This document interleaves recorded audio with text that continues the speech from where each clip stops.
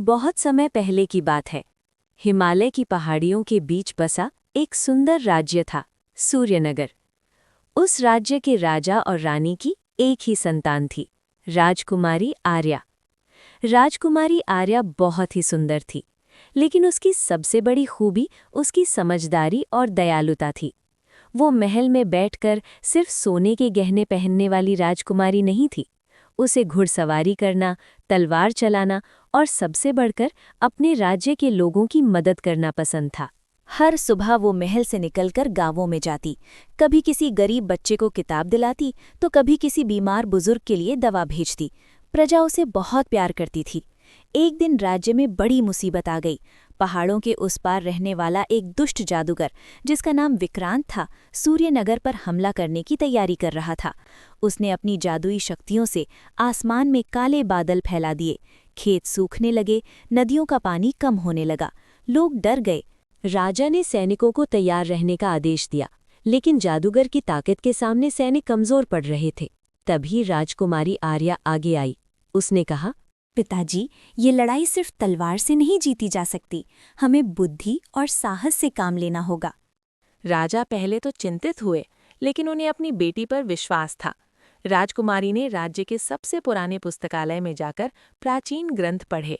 उसे पता चला कि जादूगर की ताकत उसके जादुई क्रिस्टल में छिपी है, जो पहाड़ की गुफा में रखा है। अगर वो क्रिस्टल टूट जाए तो उसकी सारी शक्तियां खत्म हो जाएंगी। अगली सुबह आर्या अपने घोड़े पर सवार होकर पहाड़ों की ओर निकल पड़ी। रास्ता कठिन था, ऊंचे पहाड़, घना जंगल और तेज हवाएं, लेकिन उसके मन में डर नहीं था। गुफा के पास पहुंचते ही जादूगर ने उसे रोक लिया। एक छोटी सी राजकुमारी मुझे हराने आई है, हंसते हुए बोला। आर्या ने शांत स्वर में कहा, ताकत का मतलब सिर्फ जादू नहीं होता। सच्ची ताकत हिम्मत और सच्चाई में होती है। जादूगर ने उस पर जादू चलाया, लेकिन आर्या ने चतुराई से खुद को बचाया। उसने गुफा के अंदर जाकर उस चमकते हुए क्रिस्टल को देखा। वो समझ गई कि क्रिस्टल जादूगर के गुस्से और नफरत से ताकत ले रहा है। आर्या ने अपनी तलवार उठाई और पूरे साहस के साथ क्रिस्टल पर वार किया। जैसे ही क्रिस्टल टूटा, आसमान साफ हो गया, काले बादल हट गए, खेतों में फिर से हरियाली लौट आई। जादूगर की शक्तियां खत्म हो गईं। वो घुटनों की बल गिर पड़ा। आर्या ने उसे सजा देने के बजाय कहा, अगर तुम अपनी ताकत का इस्तेमाल अच्छे कामों के लिए करोगे तो तुम्हें माफ किया जा सकता है। जादूगर को अपनी गलती का एहसास हुआ।